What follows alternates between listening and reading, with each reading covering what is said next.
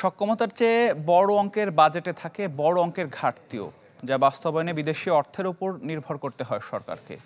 অথচ লক্ষ্যমাত্রা বাড়লেও ছাড় কমেছে বিদেশি অর্থের, আর পাইপলাইনে জমা পড়ছে বড় অঙ্কের বিদেশি ঋণ, যা প্রতিনিয়ত বড় হয়, বাড়ছে দুশ্চিন্তা। পুরো বিষয়টিকে অদক্ষতা ও বাস্তবায়নের পরিকল্পনায় ঘাটতি হিসেবে দেখছেন বিশ্লেষকরা। রাকিব আল জাবেদের রিপোর্টে থাকছে বিস্তারিত।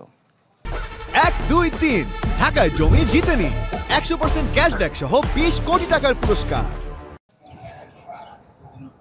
দেশের অর্থনৈতিক কর্মকাণ্ড সচল রাখতে নিয়মিতভাবেই ধার কর্জ করতে হয় বিদেশি বিভিন্ন উৎস থেকে।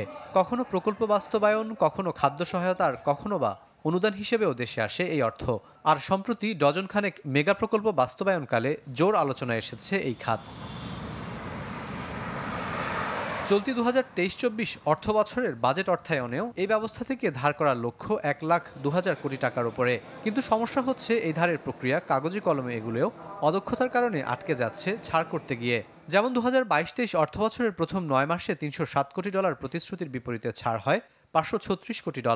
কিন্তু চলতি অর্থ বছরের একই সময়ে $724 কোটি প্রতিশ্রুতির বিপরীতে হাতে পাওয়া যায় $161 কম। ফলে অর্থবছর শেষে এই উৎস থেকে লক্ষ্যমাত্রা পূরণ হওয়া নিয়ে আশঙ্কায় বিশেষজ্ঞরা।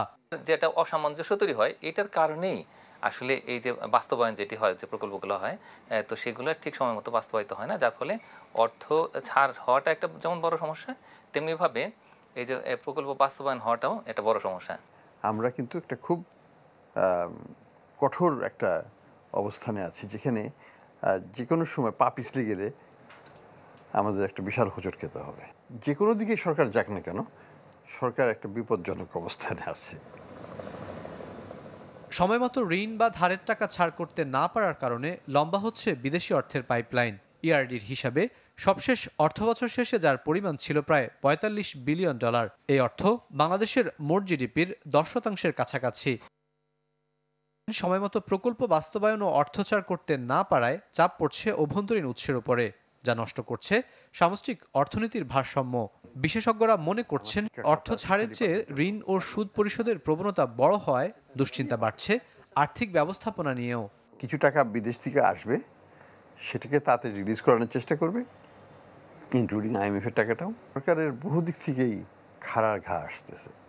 তো এখন সমস্যা হলো যে কীভাবে এটাকে ম্যানেজ করবে, সেই পরিকল্পনাটা আমরা কিন্তু এখনও দেখছি না। আমরা বরাদ্দ দেই, পুরো বরাদ্দ মন্ত্রণালয় তো বাস্তবায়ন করতে পারে না, মানে কি তাদের আরও ব্যয় দক্ষতা বাড়াইতে হবে।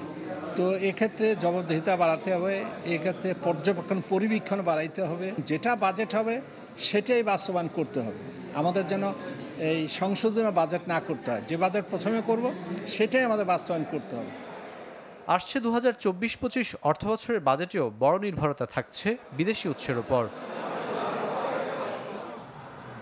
রাকিব আল জাবেদ, চ্যানেল 24, ঢাকা।